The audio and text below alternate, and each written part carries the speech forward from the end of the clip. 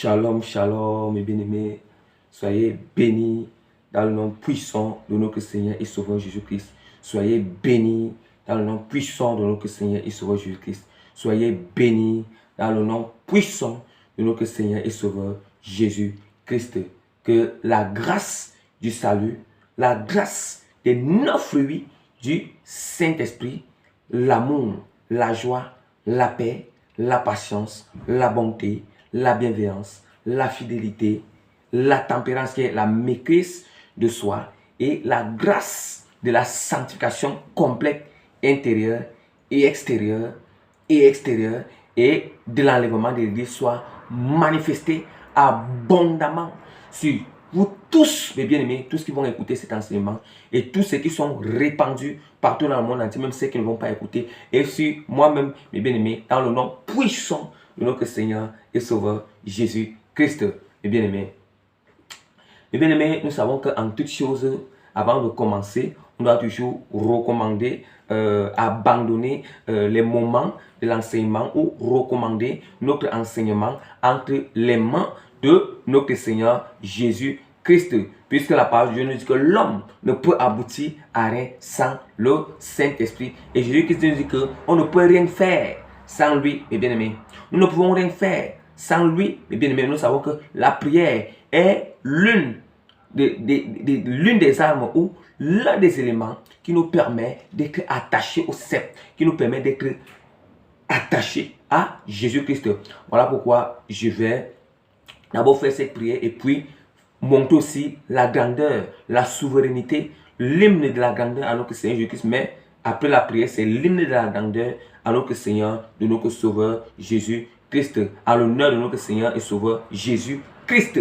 Et bien aimé, je ne peux imaginer combien ça coûte. Sur la croix, il a pris ma place. Jésus s'est donné. Je ne peux imaginer combien ça coûte. Sur la croix, il a pris ma place. Jésus s'est donné. Il a pris ma place, il a pris ma place. Il a pris ma place, il a pris ma place. Il a pris ma place, il a pris ma place. Jésus peine. Oui, il a pris les places de mes soeurs, il a pris vos places. Il a pris les places de mes frères, il a pris vos places. Il a pris les places de mes bien-aimés, il a vu vos, il a pris vos places. Jésus s'est donné, il a pris nos places, il a pris nos places. Il a pris nos places, il a pris nos places. Il a pris nos places, il a pris nos places. Jésus s'est donné, il a pris nos souffrances, il a pris nos souffrances, il a pris nos faiblesses, il a pris nos faiblesses, il a pris nos maladies, il a pris nos maladies. Jésus s'est donné, il a pris nos esclavages, il a pris, il nous a libérés, il nous a libérés, il nous donne la vie, il nous donne la vie. Jésus-Christ s'est donné. Seigneur Jésus-Christ, mon roi, mon sauveur, aussi vrai que tu as pris nos places, aussi vrai que tu as pris nos maladies, aussi vrai que tu as pris nos infirmités, aussi vrai que tu nous as libérés des esclavages pour la vie, aussi vrai que tu nous as transférés des ténèbres pour la lumière. Autrefois, on était pécheurs. Autrefois, on était dans le clan d'onde du monde. Autrefois, nos pensées étaient vaines. Autrefois, nous marchions dans les choses qui ne t'honorent pas.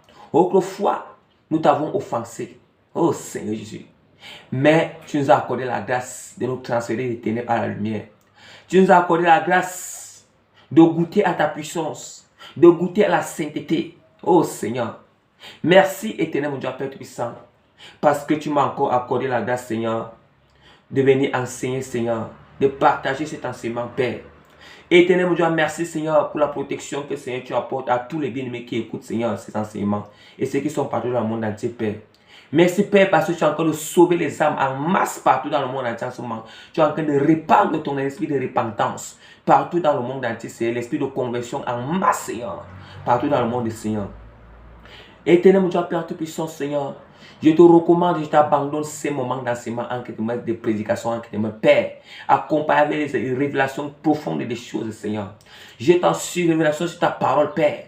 Je t'implore, Seigneur, Père Tout-Puissant, Seigneur. Je t'en supplie, Seigneur, que tout esprit qui ne te confesse pas dans ce le Père, l'esprit de mensonge, esprit d'erreur, esprit de compris, Seigneur, esprit de marin, Seigneur, tout esprit de l'air, tout esprit qui ne te confesse pas des distractions, Seigneur, maintenant, Seigneur, je les commande maintenant de sortir et je les soumets sous l'autorité de nom puissant de Jésus-Christ, Père Tout-Puissant, Seigneur.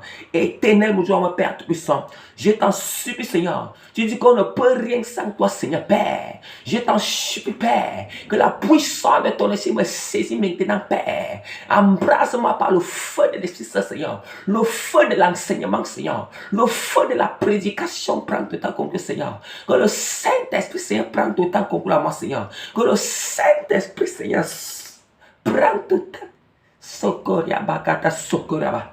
Rebarakata sokori kiti sekiri. Rekabarakata sokori kiti sekira. Rabakata kuturu kutu sokoria kata sakara. Rekabarakata sokoria kata sekira.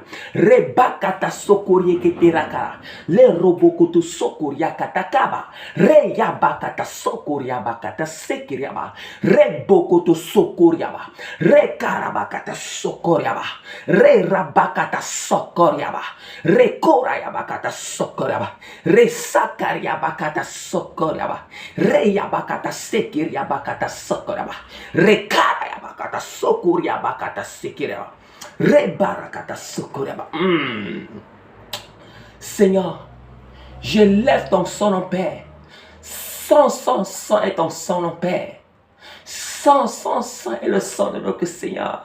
Sang est le sang du Père Tout-Puissant. Sang est ton nom, Seigneur. Sang, béni soit le Saint-Esprit qui ouvre. Sokoriabakata sokoriaba. Rebarakata sokoriaba. Béni soit ton nom, Seigneur. Je lève, Seigneur, ton nom, Seigneur. Je suis à ton trône de puissance, ton trône de gloire, ton trône de justice, ton trône d'affermissement, Père, ton trône d'autorité, Seigneur, ton trône, Seigneur, de jugement, Père, ton trône d'exaucement de toutes nos prières. Au nom puissant de notre Seigneur et Sauveur Jésus-Christ, Père, au nom puissant de Jésus-Christ, Amen. Mes bien-aimés, donc vraiment, sans toutefois tarder, je me présente comme par la grâce que le Seigneur m'accorde, je me présente comme le plus petit et le moindre de tous les serviteurs de Dieu, Prémice Régis, que le Seigneur a appelé dans le ministère apostolique. Donc le ministère apostolique, donc un apôtre qui est Dieu établi dans ce ministère.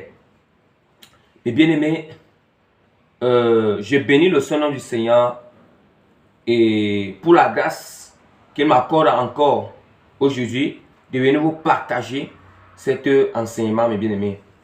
De venir vous partager cet enseignement qui est intitulé sur la foi.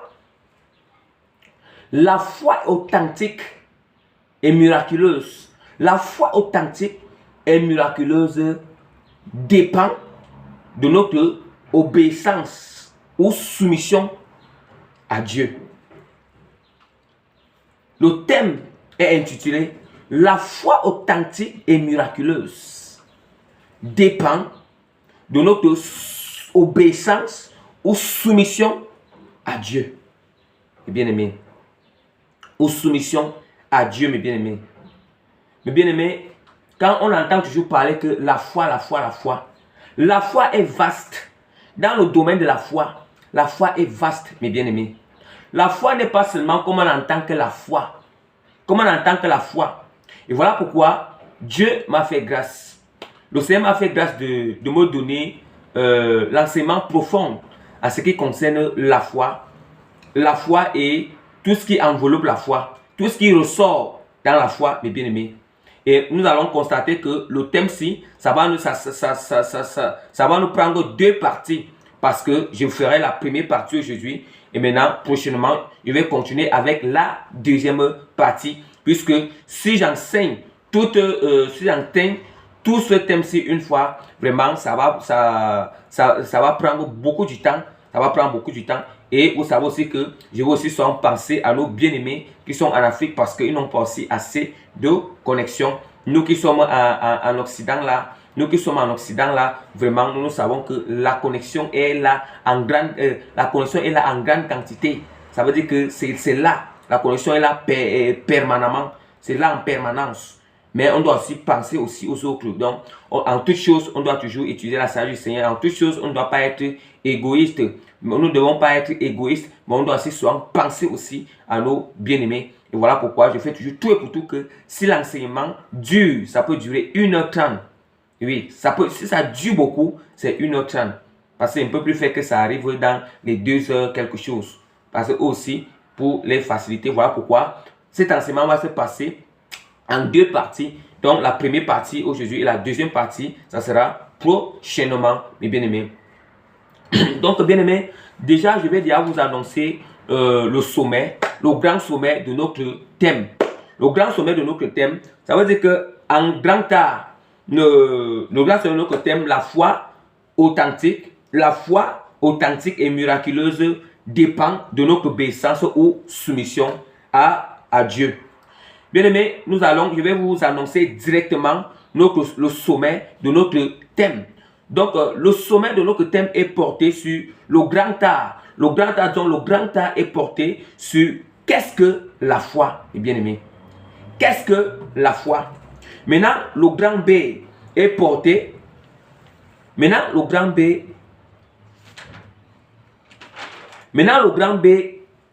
est porté sur le grand B est porté sur la foi composée ou authentique. La foi composée ou authentique ou la foi composée ou authentique. Voilà à ce qui concerne le grand B. Maintenant, le grand C nous sera porté sur les bienfaits de la foi authentique. Les bienfaits de la foi authentique, bien la foi composée. Et maintenant, le grand D sera porté sur l'inconvénient ou la conséquence majeure de la foi simple.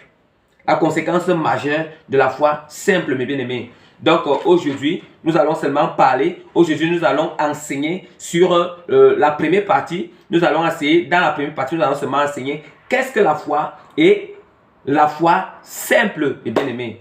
Et la foi simple. Nous allons enseigner le grand A et le grand B. Le grand B, parce que le grand B sont les différents types de foi, mes bien-aimés. Les différents types de foi. Donc, sans toutefois tarder, mes bien-aimés, bien-aimés, c'est quoi déjà la foi? Qu'est-ce que la foi? Nous commençons avec notre grand art. Qu'est-ce que la foi, mes bien-aimés? Qu'est-ce que la foi? Parce qu'on a toujours entendu parler la foi. Qu'est-ce que la foi, même bien-aimés? Parce que nous ne pouvons pas déjà parler la foi authentique ou miraculeuse dépend de notre obéissance ou soumission à Dieu. C'est déjà, nous ne parlons pas déjà, qu'est-ce que signifie la foi? Qu'est-ce que signifie la foi, mes bien-aimés? Donc, sans toutefois tarder, je vais d'abord prendre la foi, je vais d'abord les définir d'une manière très simple avant d'entrer dans la parole de Dieu. Avant d'entrer dans la parole de Dieu, avant d'utiliser la foi même dans la parole du Seigneur. Nous savons déjà que la foi, mes bien-aimés, la foi, ce n'est que juste, la foi, c'est un peu, la foi, c'est quelque chose que nous croyons. La foi, c'est une croyance. La foi, c'est une croyance, mes bien-aimés. La foi, c'est une croyance. nous savons que celui qui croit en Dieu, il a la foi en Dieu. Celui qui ne croit pas en Dieu, il a la foi à d'autres choses. Il a la foi à d'autres choses. Il a la foi à d'autres choses. Mais je vais donner même la définition de la foi selon la parole. Selon la parole du Seigneur. Quand il dit que celui qui croit en Dieu, vous précise, celui qui croit en Jésus-Christ, parce que c'est en Jésus-Christ que nous allons hériter le royaume des cieux. En Jésus-Christ. Vous savez que quand on dit que celui qui croit en Dieu, ça veut dire que celui qui croit en Jésus-Christ. Il n'y a pas de différence que celui qui croit en Dieu, ça veut dire que qui croit en Jésus-Christ, ça veut dire qu'on spécifie le Dieu grandé, Jésus-Christ. Celui qui croit en Jésus-Christ.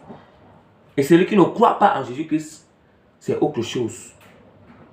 Ça veut dire qu'il a la foi sur autre chose. Nous savons que si directement, nous ne croyons pas en Jésus-Christ et que nous croyons en autre chose, bien aimé, directement, on est en train de croire la chose que nous croyons là, qui n'est pas la croyance en Jésus-Christ et les préceptes de Jésus, ça veut dire qu'on est en train de croire autre chose. Mais derrière ces choses, on voit ça comme si c'est quelque chose de physique, quelque chose de simple. Il y a un démon, il y a un esprit derrière ces choses.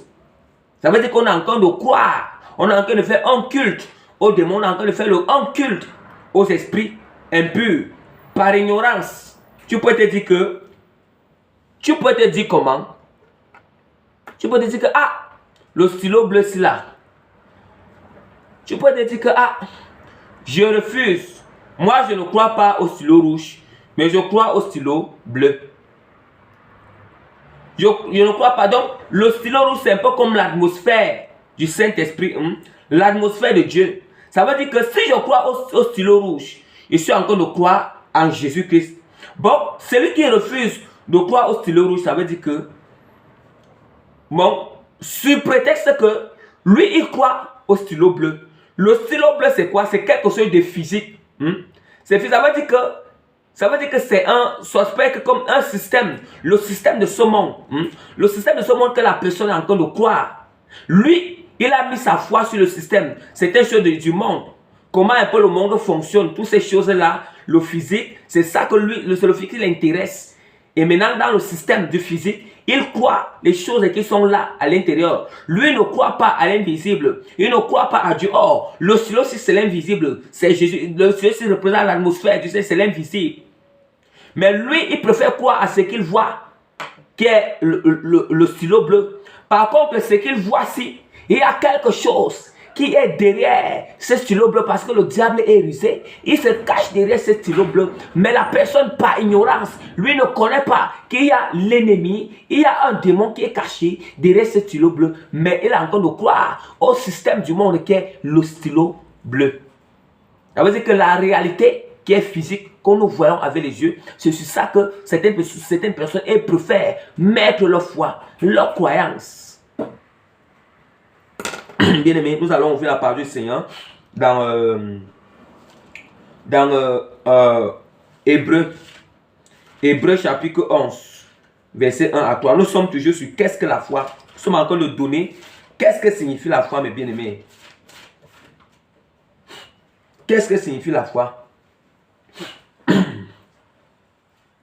Hébreux chapitre 11, verset 1 à 3. Je lis au nom puissant de Jésus-Christ de Nazareth. Or, la foi est une ferme assurance des choses qu'on espère, et une démonstration de celles qu'on ne voit pas.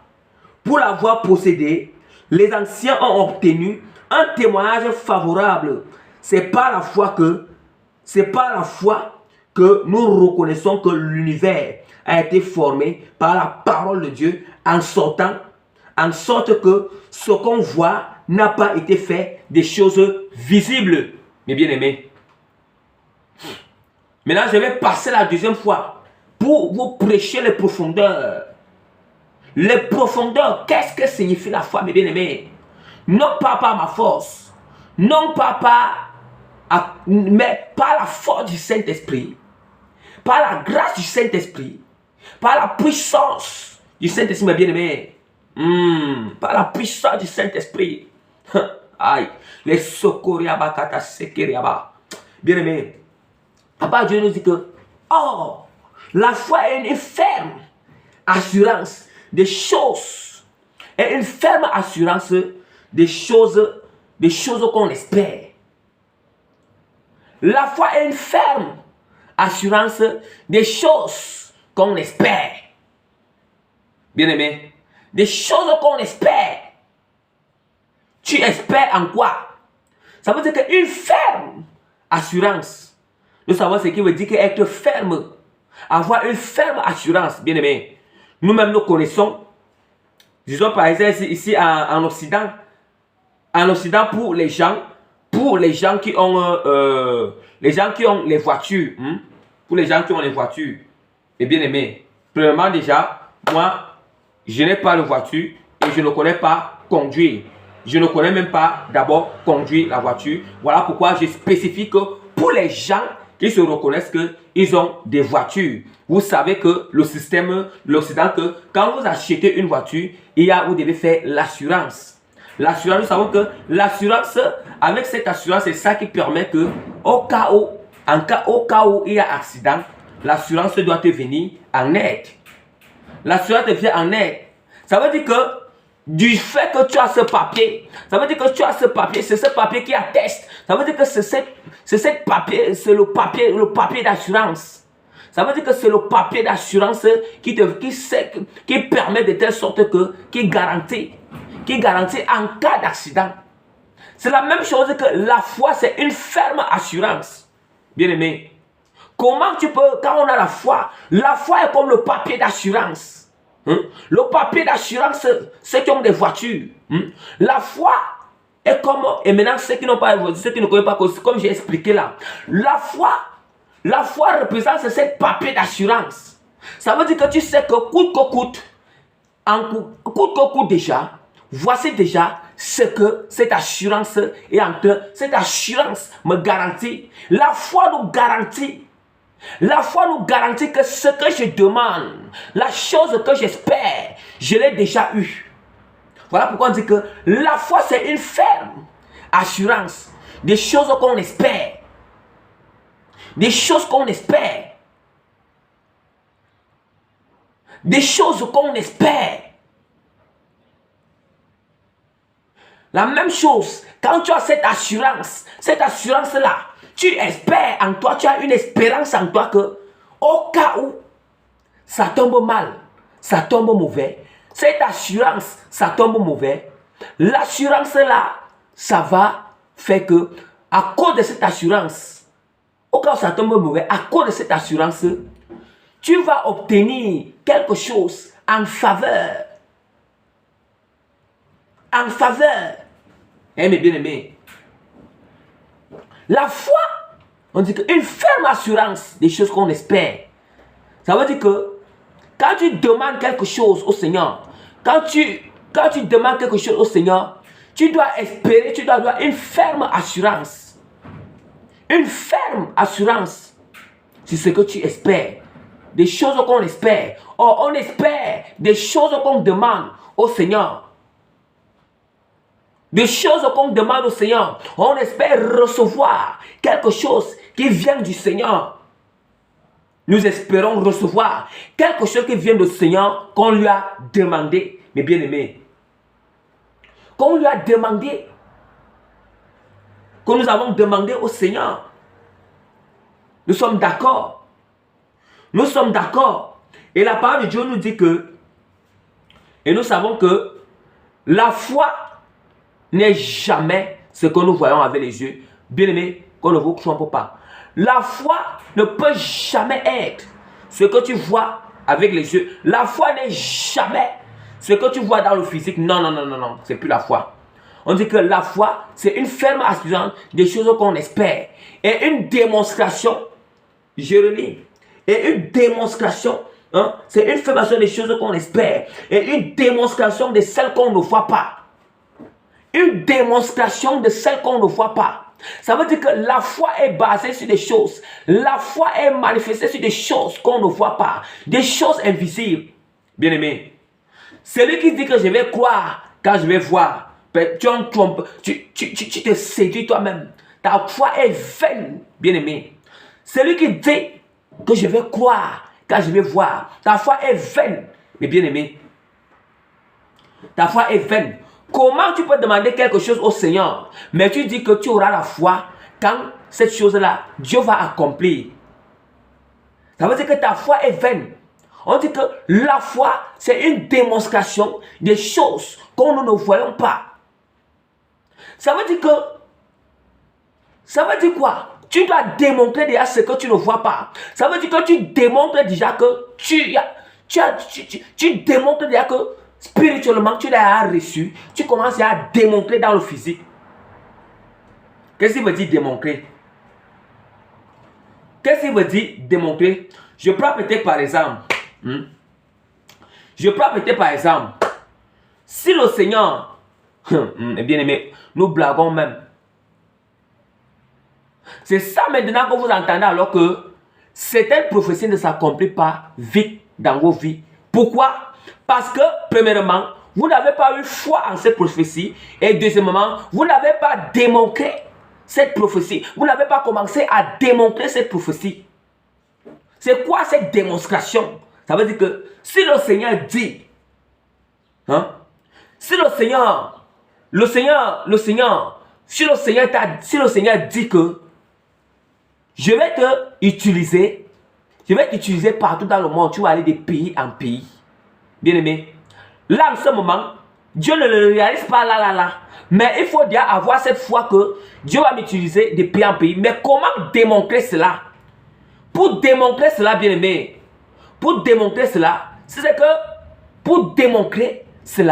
premièrement, tu vas commencer à te préparer spirituellement. Tu te prépares déjà que tu vas aller de pays en pays pour faire l'œuvre du Seigneur. Or, pour te préparer, il y aura des éléments que tu vas commencer à réunir, que ce soit spirituellement et physiquement, parce que tu sais que Dieu doit t'envoyer de pays en pays pour faire son œuvre. Tu as foi à cette prophétie que Dieu t'a donnée, C'est ça qu'on appelle la démonstration. Ça veut dire que dans le secret, tu te prépares déjà parce que tu dois aller de pays en pays. Comment si c'est que tu ne te prépares pas? Ça ne peut pas vite s'accomplir. Bien aimé, tu dois te préparer dans le secret. Ça veut dire que durement, spirituellement, dans les prières, tu te prépares. Comment est-ce que... Parce que c'est là maintenant, nous savons que quand tu vas aller de pays en pays, tu vas trouver des difficultés, tu vas rencontrer plusieurs types d'ennemis, plusieurs types de démons, plusieurs types de difficultés. Maintenant, ces choses, il faut maintenant que tu commences à être préparé dans le secret, tu commences à te préparer. C'est ça qu'on appelle la démonstration de ce qu'on ne voit pas. La démonstration, ça veut dire que la démonstration, c'est une préparation, bien aimé. Ça veut dire que tu te prépares, que ce soit en mal ou en bien, ce que tu rencontreras dans les jours à venir, les missions que tu vas le faire devant mes bien-aimés. Mais si premièrement, le Seigneur dit que c'est ça qui fait que Dieu accomplit vite sa prophétie. Dieu, il a le pouvoir. Dieu a le pouvoir de reculer le temps. Dieu a le pouvoir d'avancer le temps et de ramener. Il a le pouvoir de rapprocher le temps et d'avancer le temps, de rapprocher le temps et d'éloigner le temps. Dieu a ce pouvoir. Dieu a ce pouvoir. Je vais vous prendre l'exemple. Le Seigneur dit à Isaïe, le roi Ézéchias, quand le roi Ézéchias était malade, il était malade, il avait la maladie, il avait la lèpre en lui. Donc comme des furoncles. Il avait la lèpre en lui, mes bien-aimés. Le Seigneur dit au prophète Isaïe, que le prophète Isaïe pas dit à Ézéchias, que la maladie qu'il a là, il va mourir. Cette maladie-là, la maladie qu'il a là, il va mourir. Il doit mourir. Quand le prophète Isaïe a déjà donné le message au roi Ézéchias, le roi Ézéchias et le prophète Isaïe, ils sortaient déjà. Ça veut dire que il a tourné le dos. Il était en train de partir. Il rentrait déjà. Et maintenant, le roi Ézéchias, il se prosterne devant le Seigneur et dit que Seigneur, il commence à supplier le Seigneur. Seigneur, souviens-toi que j'ai été fidèle tout au long de ma vie. J'ai été servi, Seigneur. Je t'ai servi fidèlement. J'ai toujours respecté tes lois. Bien-aimé. C'est là maintenant que le Seigneur, c'est là maintenant que le Seigneur, Dieu, il demande, c'est là maintenant que le Seigneur, Esaïe, le prophète Esaïe n'était pas encore arrivé dans sa maison. Il n'était pas encore arrivé là-bas. Le Seigneur, il parle encore. Il donne encore la prophétie à Esaïe. Il dit que va dire au roi Ézéchias que j'ai exaucé à sa prière. Dis-lui que je prolonge sa vie je prolonge sa vie de 15 ans, de 15 années. Je prolonge sa vie de 15 années. Vous voyez, Dieu qui dit à Esaïe, et le prophète Ézéchias, lui qui a la maladie, là, Dieu lui dit que dans cette maladie, tu dois mourir. Regardez, tu dois mourir, il a la maladie là, Dieu dit que cette maladie-là, donc tu dois mourir dans cette maladie. C'est la prophétie qui sort. Mais là maintenant, à cause qu'il a prié, il a prié, il a supplié au Seigneur. Maintenant Dieu dit que, ok, Dieu, il ne dit pas que, mais bien aimé, Dieu non. C'est pour ça qu'on ne comprend pas le langage de Dieu, non. On va se fourrer le doigt dans l'œil. Dieu a juste rapproché, il a juste avancé. Ça veut dire que Dieu a juste encore prolongé sa durée de vie. Il a juste prolongé sa durée de vie. Mais maintenant, cette prophétie de mort, il va mourir après ces quinzaine d'années. Il a juste prolongé. Voilà pourquoi il vous dit que c'est ça qui fait que quand notre foi, c'est ça qui fait que quand nous croyons d'abord à la prophétie et qu'on commence à se mettre et qu'on commence à le démontrer, bien aimé. La démonstration, c'est parce qu'on a d'abord cru. Maintenant, on démontre déjà. Ça veut dire qu'on commence déjà on se prépare. On commence déjà, mais on se prépare.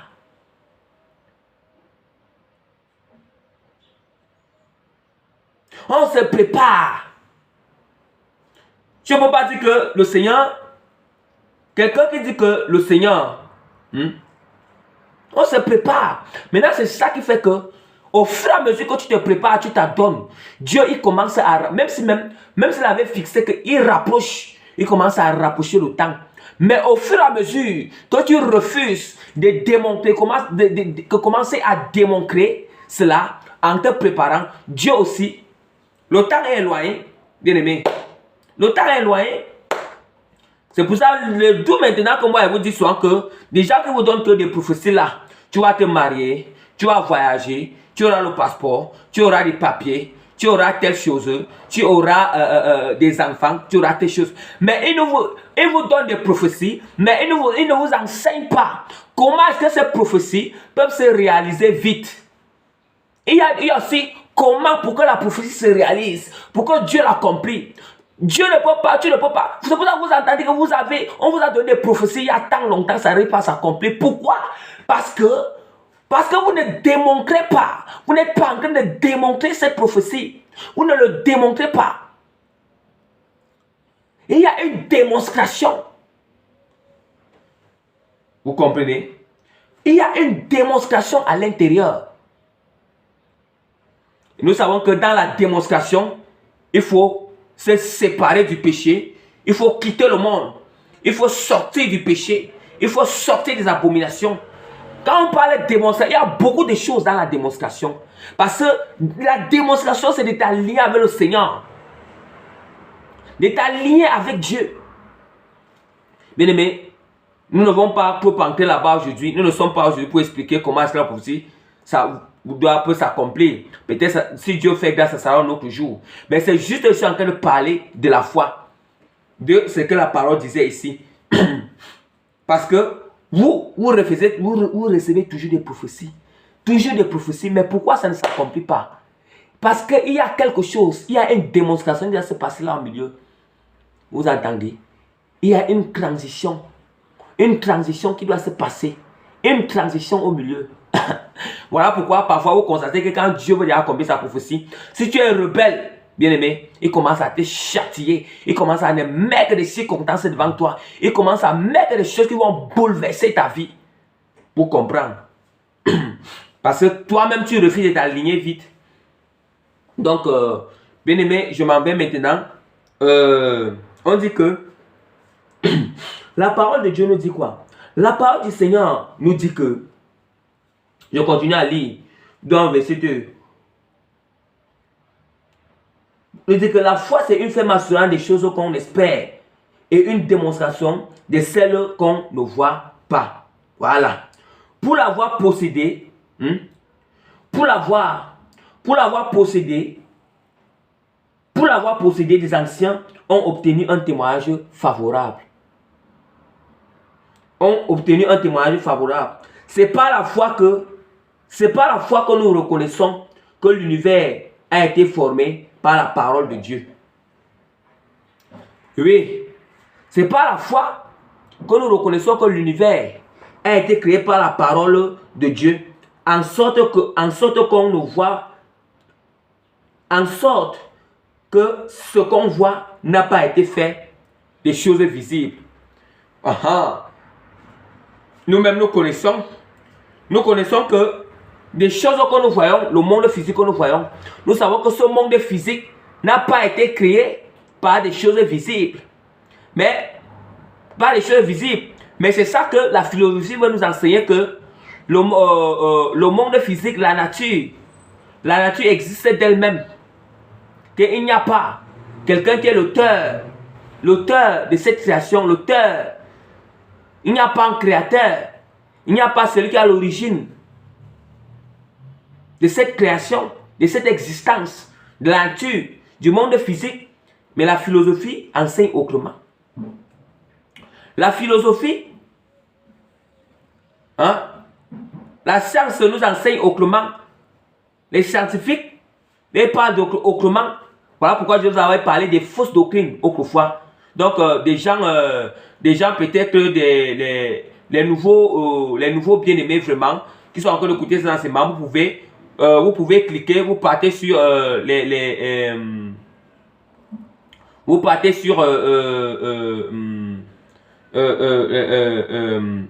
vous allez partir sur vous partez sur les péchés, donc fuyez, vous partez sur fuyez le péché que j'avais enseigné autrefois. Il y a aussi les dogmes et tout ça. C'est là-bas qu'il y avait enseigné les doctrines, toutes ces doctrines-là. Toutes ces doctrines qui font qu'on perd la foi en Dieu. Nous perdons la foi en Dieu. Vous pouvez taper fuyez le péché. Il y a fuyez le péché. Donc vous pouvez cliquer sur ça. Donc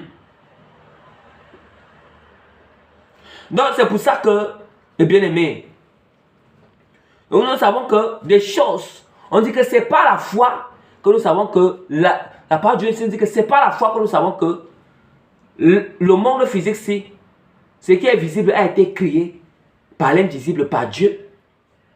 Que toute chose a été créée par la parole de Dieu, c'est pas la foi.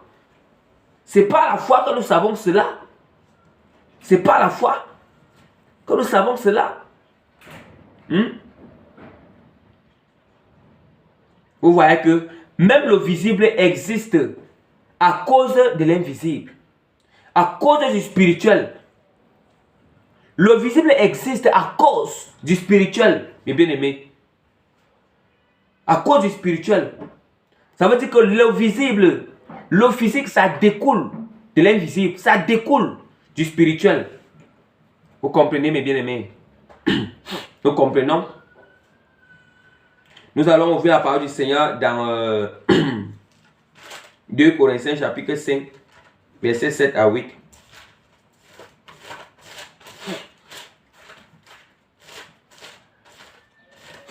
Deux Corinthiens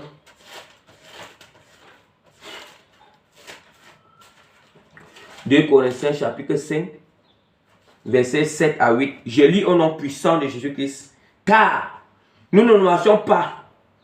Car nous marchons par la foi et non la vue. Car nous marchons par la foi et non la vue. Nous sommes pleins de confiance et nous aimons mieux quitter ce corps et demeurer auprès du Seigneur. Voilà. Bien-aimé, je vais maintenant prêcher sur ce passage ici là. Nous sommes toujours, qu'est-ce que la foi? La parole de Dieu nous dit comment? La parole de Dieu nous dit que car nous marchons par la foi et non la vue. Et bien aimé, nous marchons par la foi et non la vue. Ça veut dire quoi? Nous marchons par la foi et non la vue. Nous marchons selon le spirituel. Nous marchons par la foi et non la vue. La vue c'est quoi? C'est ce que tu vois avec tes yeux physiques. Bien aimé, ce que nous voyons avec nos yeux physiques, c'est ça qui fait, c'est ça qui nous amène le doute. C'est ça qui va concrétiser la foi. C'est ça qui nous fait abandonner la foi. C'est ça qui fait diminuer notre foi. C'est ça qui affaiblit notre foi. Je prends peut-être par exemple, bien aimé. Je prends peut-être par exemple, bien aimé, quelqu'un qui a une situation de 500 000. Quelqu'un qui a une situation de 500 000. Et maintenant, il se trouve dans un endroit où vraiment, il connaît bien les réalités de son entourage. Les réalités de son entourage que vraiment, d'habitude, les gens de mon entourage, vraiment, nous connaissons que pour que quelqu'un te prête un 500 000 francs CFA. Ou bien disons que quelqu'un a un problème de 1000 euros. Pour que quelqu'un va te prêter 1000 euros. Ou va te prêter, pour ceux qui sont en Afrique, un 500 000 francs CFA. Un 500 000 francs CFA peut-être pour ceux qui sont en Afrique ou bien pour ceux qui sont en Occident, que tu as un problème de 1000 euros. Tu connais, nous tous, nous connaissons que selon la vue, pour que quelqu'un nous prête ces genres de sommes, bien aimé, vraiment, ce n'est pas facile. Nous savons que ce n'est pas facile. Mais selon la vue, physiquement, c'est quelque chose qui est compliqué. C'est là maintenant le Seigneur dit qu'on ne marche pas. On ne marche pas selon la vue, mais par la foi. Mais par la foi. Ça veut dire que si ce n'est que par ta vue, ça peut être impossible. Mais par la foi, ça sera possible au nom puissant de Jésus-Christ. Si c'est pas la vue c'est quoi? C'est la réalité physique.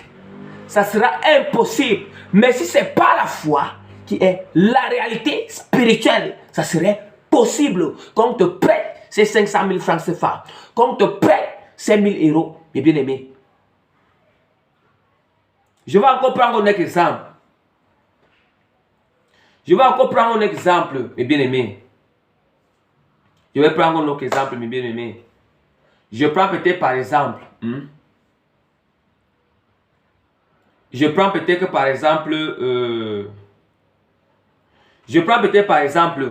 Nous savons que la justice sur la terre est corrompue, surtout en Afrique. Surtout en Afrique encore. La justice est corrompue en Afrique. Tu as peut-être un riche te craigne en justice. Il te craigne en justice. Il finit de verser de l'argent là-bas. Il verse de l'argent là-bas. Non seulement il part avec des fausses preuves, de ce moment, il verse encore de l'argent là-bas pour qu'on te condamne. Pour qu'on te condamne, bien-aimé. Bien-aimé, selon la vue physique, c'est une réalité, bien-aimé. C'est une réalité et nous savons que ça se passe toujours comme ça. Mais bien-aimé, pour que cela, selon le physique, ça se passe comme ça, c'est une réalité. Mais pour que ça soit impossible, bien-aimé, il faut avoir la foi. Il faut avoir la foi, bien-aimé. Il faut avoir la foi, mes bien-aimés. Pour rendre cela impossible, pour rendre ce physique impossible, ces réalités physiques impossibles, il faut avoir la foi, mes bien-aimés. D'où maintenant que la parole du Seigneur est encore nous dit ici que nous sommes pleins de confiance dans le verset 8 que nous sommes pleins de confiance et nous aimons mieux quitter le corps et demeurer auprès du Seigneur. Nous aimerons mieux quitter le corps. Mieux quitter le corps veut dire quoi? Nous aimerons mieux quitter la vie physique, la vie physique, quitter le corps qui est le corps physique et demeurer dans le Seigneur. Ça veut dire que ancrer en esprit, ça veut dire que ancrer dans la foi, ça veut dire que avoir la foi en Jésus. Mais bien aimé, qu'est-ce que ça signifie? Ça signifie quoi? Ça signifie, c'est ça qui veut dire qu'on doit déchirer le rideau de la chair pour ancrer en esprit. Et quand on ancre en esprit, bien aimé, c'est pour prendre ce qui est impossible dans le physique, pour ramener ce qui est impossible dans le physique, qui est possible dans le spirituel. Ça veut dire que prendre la possibilité dans le spirituel là, pour venir, la possibilité d'avenir du spirituel, pour venir s'imposer sur l'impossibilité du physique, bien aimé. D'où maintenant alors, quand on te traîne en justice et que tu n'as rien fait, maintenant ce riche là, tu n'as rien fait, maintenant ce riche là, il donne l'argent là-bas devant, il finit de payer les juges, il paye le président du tribunal, il paye les avocats, il les paye, mais bien aimé, il finit de les payer, mais bien aimé, il finit de les payer, il me donne les fausses preuves, bien que tu es innocent, tout ça, bien aimé, tout est déjà en place, physiquement, ça veut dire que physiquement, selon la vue, dans les réalités physiques, tu ne pourras pas gagner. Mais qu'est-ce qu'il faut? Si tu demeures, si toi tu crois aux réalités physiques, bien aimé, sache aussi qu'on va te condamner physiquement. Si tu crois aux réalités physiques, c'est ça maintenant la foi. Parce que tu as vu, toi-même tu sais que tu es innocent. Et que comme tu as vu que ce riche-là qui te craint en justice, il a payé les présidents du tribunal, il a payé les juges, il a payé les avocats, il les a corrompus en les donnant de l'argent. Et maintenant aussi, il a donné des fausses preuves. Maintenant, tu commences à croire à la réalité physique. Sache que c'est ça qui va arriver, on va ensuite te condamner. Mais si c'est que, comme tu es innocent là, ne crois pas à cette réalité physique, mais entre, bien aimé, entre dans le spirituel. Entre dans le spirituel. Déchire le rideau de la chair. Déchire le rideau de la chair. Déchire ta vie physique, bien-aimé. Et entre dans le spirituel pour ramener la solution là-bas. L'impossible. La solution là-bas. La possibilité là-bas. Pour venir s'imposer sur l'impossibilité physique. Mais bien-aimé, dans le nom puissant de Jésus-Christ. Vous comprenez? Vous comprenez, mes bien-aimés? Vous comprenez déjà? Bien-aimés, qu'est-ce que Jésus-Christ a dit? Jésus-Christ a dit que qu'il te soit fait selon ta foi. Qu'il te soit fait selon ta foi. Si ta foi est que, comme ils ont fait des fausses preuves accablantes, des fausses preuves accablantes, la corruption, si ta foi est que, ok, la corruption qui est en œuvre, vraiment, ça ne peut pas permettre que tu puisses obtenir ou bien tu puisses gagner ce procès. Tu ne vas pas aussi gagner puisque c'est ta foi. Si ta foi est que tu es innocent et que tu vas gagner ce procès dans le nom puissant de Jésus-Christ, en entrant, ça veut dire qu'en entrant chercher la justice au ciel, le ciel, Jésus-Christ est le vrai juge, en allant chercher la vraie justice là-bas, tu vas gagner le procès. Parce que c'est Dieu qui commande les esprits. C'est Dieu qui commande. Dieu a créé le diable. Dieu a créé les démons. Dieu a créé même les juges, même les présidents du tribunal, même les avocats. C'est Dieu qui les a tous créés. Et c'est pour ça que c'est Dieu qui commande leur esprit. C'est lui qui commande leur âme. C'est lui qui les commande des bien-aimés. C'est ça qu'on appelle la foi. C'est ça. Qu'il te soit fait selon ta foi. C'est ce que Jésus-Christ a dit. C'est que Jésus-Christ a dit qu'il te soit fait selon ta foi, mes bien-aimés. Qu'il te soit fait selon ta foi. Et la foi doit être ferme. Ferme, ça veut dire que coûte, qu'il y a les hauts et les bas, qu'il y a les difficultés, bien-aimés. Garde ta foi ferme que moi je vais sauf que gagner ce procès. Même si tu vas voir que ça monte et ça descend, que ça monte et ça détend, sache que tu vas le gagner. Même si tu vas voir qu'il y a un peu de difficultés, sache que tu dois avoir une foi ferme que tu vas le gagner au nom puissant de Jésus-Christ. Et je veux aussi vous dire quelque chose. La foi, c'est encore quoi?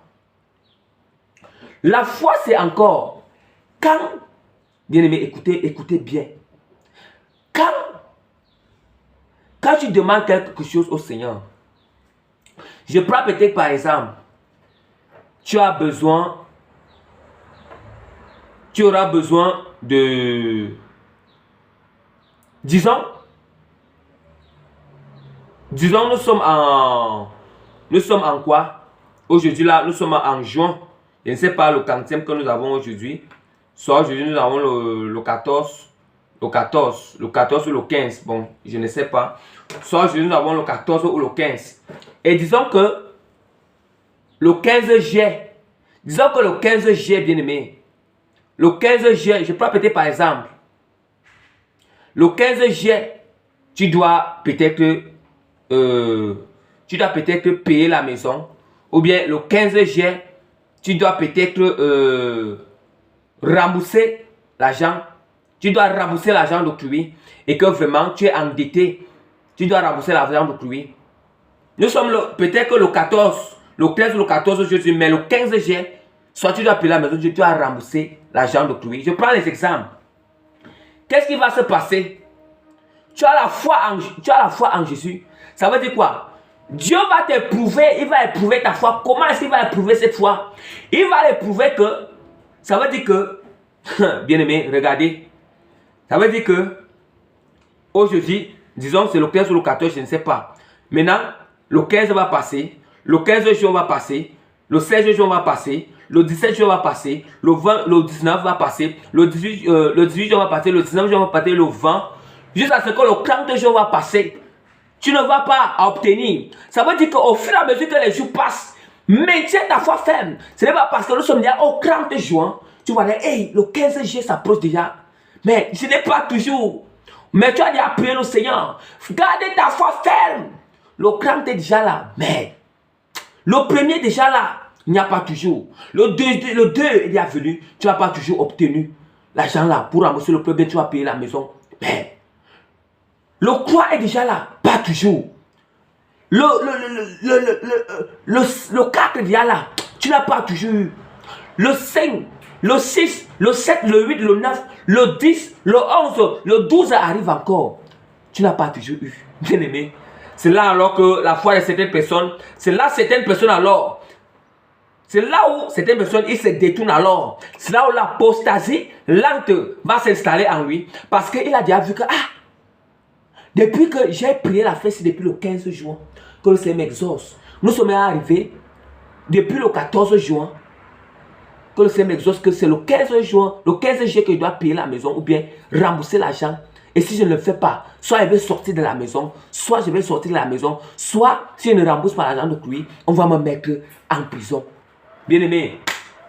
Parce que le 15, parce que le 12 juillet, le 13 juillet est arrivé, tu n'as pas toujours eu. Maintenant, celui-là, il va déserter, il va dire que, le 15 n'est même pas encore arrivé, mes bien-aimés. Celui-là va dire que, il va perdre la foi. Maintenant, soit il va aller faire ce qui n'honore pas le Seigneur. Soit il va aller voler pour obtenir l'argent, pour payer la maison ou rembourser ses dettes. Soit il va aller se prostituer. Soit il va aller mentir pour obtenir l'argent. Soit il va aller pratiquer quelque chose d'abomination pour obtenir l'argent, pour venir payer. Après, il va dire que ça veut dire que tu as eu un manque de foi. L'apostasie s'est installée en toi en ce moment. Or, si tu avais la foi ferme est que, la foi ferme c'est quoi? La foi ferme est que, comme tu dois payer la maison le 15, ou bien tu dois payer la maison le 15, ou tu dois rembourser l'argent le 15, la foi ferme est que, tu dois avoir, si c'est que, tu payes soit la maison le 15 et que, c'est à partir de 10 heures. De 10 heures que tu dois payer la maison, de 10 heures que tu dois rembourser l'argent, bien aimé. Même si le 15 arrive, que tu n'as pas encore obtenu cet argent, il faut avoir la foi. Tant que 10 heures n'a pas encore sonné, il faut avoir la foi, bien aimé. Même si c'est que c'est à 9 heures, si tu as une foi ferme, bien aimé, à 9 heures, Dieu va te donner cet argent. Lui, il connaît que c'est le 15. que tu dois payer ta maison, il connaît que c'est le 15. Que tu dois payer la maison, il connaît que c'est le 15. Que tu dois rembourser l'argent. Et il sait que si tu ne rembourses pas cet argent, tu iras en prison. Il sait que si c'est que tu ne payes pas la maison, tu seras dehors. Pourquoi est-ce que Dieu est vraiment dur? Est-ce que Dieu est méchant pour que tu vas dormir dehors? Est-ce qu'il est méchant pour qu'il va t'envoyer entrer dans la prison? Est-ce qu'il est méchant pour que tu vas sous... Non, il n'est pas méchant. Mais c'est parce que c'est une manque de foi ferme que nous n'avons pas. La foi, c'est ça qu'on appelle une foi ferme. Mais bien aimé, une foi ferme, bien aimé. Bien aimé, ce sont des choses que j'ai expérimentées. Dieu m'avait fait expérimenter. Bien aimé, si on commence à vous donner des témoignages, ce qui concerne la foi là, des choses que j'ai expérimentées il n'y a pas assez de temps pour vous donner vraiment. Avoir dit qu'avec le temps, je vais seulement donner mes témoignages quand Dieu m'a fait grâce. Hein? Mes témoignages. N'aie pas peur. C'est ça la foi ferme. La foi ferme est que Dieu va agir puissamment. C'est ça, mes bien-aimés. C'est ça, mes bien-aimés. C'est ça, mes bien-aimés. Et voici, quand on parle de foi, voici ce que je vais vous dire. La foi se passe comment? Bien-aimé, voici, je vais prendre l'exemple. Je vais prendre l'exemple, mes bien-aimés. Voici, voici, je vais prendre l'exemple pour vous montrer comment la foi se démontre. Comment la foi se démontre. Comment le système de la foi fonctionne. Ici, voici un papier canson qui est bleu. Le papier canson bleu. Ce n'est pas bleu, c'est... Bien aimé, soit c'est bleu ciel, je ne sais pas où. Si c'est bleu ciel. Voici un papier canson bleu ciel. Voici un papier canson rose. Le papier canson rose. Voici. Bien aimé. Voici ce qui va se passer. Voici ce qui va se passer. Là où je suis, c'est le spirituel. Là où je suis, c'est le spirituel. Me voici. Là où je suis, c'est le spirituel. Là où je suis, c'est le spirituel. Là où le papier canson rose ici est, ça veut dire que de vos côtés, ça veut dire que ça se trouve de vos côtés, vous qui regardez, vous qui allez regarder cet enseignement, vous qui allez écouter, ce papier canson se trouve de vos côtés. Ça veut dire que là-bas c'est le royaume physique, là où je suis, c'est le royaume spirituel, mes bien-aimés. Disons que je prends peut-être par exemple que le papier canson rose ici, c'est quoi? Ça veut dire que, disons, vous qui allez regarder cet enseignement, disons que vous qui regardez, vous êtes un peu dans le royaume physique. Dans le royaume physique, je prends l'exemple, je n'ai pas dit que... Je prends un exemple pour que vous essayez de comprendre. La personne, ceux qui sont encore dessus cet enseignement, pour comprendre cet exemple, vous êtes dans le royaume physique, moi je suis dans le royaume spirituel. Je suis dans le royaume spirituel, c'est juste pour expliquer quelque chose. Moi je suis dans le royaume spirituel. Maintenant, le cahier-ci, ce travaux pratique, le cahier-ci, ça se trouve entre vous et moi. Vous comprenez, non? Entre vous et moi, qu'est-ce qui nous sépare? Là maintenant, la personne qui est en train de regarder l'enseignement là, qui est en train d'écouter l'enseignement, entre toi et moi, qu'est-ce qui nous sépare? N'est-ce pas? C'est le cahier-ci, non? C'est le cahier-ci qui nous sépare. C'est le cahier-ci qui nous sépare. Maintenant, c'est le cahier-ci qui nous sépare. Maintenant, qu'est-ce qui va se passer? Ce qui va se passer, c'est que tu as besoin de quoi? Tu as besoin de ce papier canson bleu. Tu as besoin de ce papier canson rose. Tu as besoin de ce papier canson rose. Dans le monde physique, tu as besoin de ça dans le monde physique là-bas. Tu as besoin de ça dans le monde physique. Et bien aimé, regardons bien. tu as besoin de ce papier canson dans le monde physique. Mais ça ne peut pas. Mais c'est ici là. C'est ici dans le royaume spirituel où je me trouve. C'est ici dans le royaume spirituel. Ça veut dire que dans le monde physique, tu as besoin de ça là-bas, physiquement, mais vraiment, tu vas faire comment pour l'obtenir? Pour l'obtenir, il faut maintenant, la seule chose qui peut te faire obtenir ça, c'est quoi? C'est le cahier-ci. C'est le cahier-ci. La seule chose qui peut te faire obtenir, la seule chose qui peut te faire obtenir ce papier canson rose, ce n'est que le cahier-ci, mes bien-aimés. Ce n'est que le cahier-ci qui peut te faire obtenir ça. Et le cahier, c'est comme la foi. Le cahier, c'est la foi. Le cahier représente la foi, bien-aimé. La foi, c'est un convertisseur. Le cahier, c'est un convertisseur. La foi, c'est un convertisseur, mes bien-aimés. C'est un convertisseur. Ça veut dire que le cahier a pour rôle de convertir ce qui est spirituel.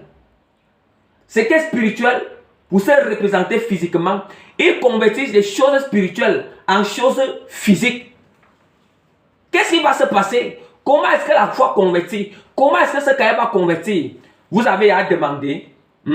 Vous avez à demander la chose. Maintenant, la chose si vous voulez ça, que ça vient là-bas, ça se manifeste chez vous physiquement. Comme vous avez à demander, qu'est-ce que le Seigneur va faire? Le Seigneur va faire comment? Dieu va prendre cette chose que vous demandez, il va le mettre dans le convertisseur. Voici ce que Dieu va faire. Dieu va le mettre à l'intérieur ici là, regardez. Il met à l'intérieur du cahier. Ça veut dire que, pour un départ, la chose se trouve ici. Ça se trouve chez moi. Les choses se trouvent ici là. Ça se trouve ici. Maintenant, qu'est-ce que le Seigneur va faire? Le Seigneur va faire que la chose maintenant, la chose va se déplacer là où Dieu se trouve. Après, ça va ancrer ici, dans le cahier. Ça va ancrer ici dans le cahier. Ça va ancrer ici là dans le cahier. Là, c'est bien là. Ça va ancrer ici. Maintenant, le cahier va jouer un rôle de convertisseur. Ça va convertir ce qui est spirituel en physique. Parce que c'est ça, c'est le cahier qui relie le physique et le spirituel. C'est ça qui est dans cet intermédiaire. Le physique et le spirituel. Et maintenant, c'est ça qu'on voit alors que ça prend un peu de temps. Parce que le cahier est en train de convertir cette chose pour que ça vienne se représenter, ça vienne se manifester physiquement. Et voilà pourquoi vous allez voir, que la chose maintenant, ça va quitter ici dans le cahier. Ça va quitter ici dans le cahier. Et maintenant, ça va se manifester. Ça va venir se manifester physiquement. Parce que le cahier a déjà converti. La chose que tu demandais à convertir ça, c'est spirituel. Il a converti ça, c'était spirituel en physique. Vous comprenez? Vous comprenez comment ça se passe? C'est pour que quand vous allez comprendre le système de la foi, c'est que vous n'allez plus trembler, mes bien-aimés. Vous n'allez plus trembler et vous n'allez plus, au moins, ça va faire que si le doute va vous venir, vous allez penser à cet enseignement. Dieu vous rappellera cet enseignement et ça va beaucoup vous aider. Et voilà pourquoi nous voyons que quand Dieu exauce à nos prières, il passe toujours par les hommes. Il passe par les hommes. Qu'est-ce que ça veut dire? Parce que l'homme, il passe par les hommes. Parce que l'homme est quoi? L'homme est en même temps physique et spirituel. L'homme a le corps physique. L'homme a les parties spirituelles, les parties invisibles qui sont les parties spirituelles et les parties visibles qui sont les parties physiques. Maintenant, dans les parties spirituelles, maintenant, Dieu fait que le cahier c'est en train de convertir. C'est en train de convertir la chose physique. Ça veut dire que Dieu maintenant, il est en train de travailler dans l'esprit d'un homme, dans son âme et son esprit, dans son cœur, afin que lui maintenant, il va te donner ce que tu avais besoin, soit l'argent que tu avais besoin pour payer soit la maison, ou bien pour payer soit la maison, ou bien pour payer soit la maison, ou rembourser, ou bien pour gagner le tribunal. le tribunal que les tyrans qui sont les juges là, les juges là, les présidents du tribunal, qui sont en train de les tyranniser là, Dieu va aller travailler en eux. Vous voyez, il va travailler dans leur âme, dans leur esprit. Et maintenant, tu vas voir que, boum, ça va venir se manifester physiquement. Donc, voilà ce qui concerne le système de la foi. Voilà comment la foi fonctionne. Mes bien-aimés, voilà comment ça fonctionne. Donc, nous allons constater que Dieu utilise l'homme. Parce que l'homme est parti visiter invisible. Ou bien, le Seigneur, il fait que l'ange. Parce que Dieu, il faut que la couche se transforme physiquement. Ou bien, le Seigneur fait que l'ange qui est spirituel, il peut faire que l'ange prend l'apparence d'un humain. Et quand l'ange prend l'apparence d'un humain, bien que l'ange là, il envoie l'ange là avec la chose spirituelle. Écoutez bien. Il envoie l'ange avec ce cadeau spirituel que tu as besoin. Nous allons aller entendre que certaines personnes, quand nous prions, ceux qui ont les dons de vision là, direct là, des sentinelles, quand on est en train de prier en direct, il va voir que Dieu, voilà, Dieu qui a envoyé son ange pour venir avec les cadeaux, pour venir nous donner, pour venir nous donner des bénédictions. Il vient avec des choses, des bénédictions en mort pour venir donner. Maintenant là, c'est encore spirituel. Pourquoi ça se manifeste physiquement? Si Dieu veut, il va passer par un homme. S'il veut, l'ange qui est venu avec ces bénédictions spirituellement là, l'ange là, il va faire que l'ange, il prend l'apparence physique, qui se transforme, il prend l'apparence physique. Avec ce cadeau, maintenant le cadeau là spirituel, le cadeau là va aussi prendre, comme l'ange se transforme en apparence physique, le cadeau va aussi prendre l'apparence physique. Et maintenant, l'ange va venir.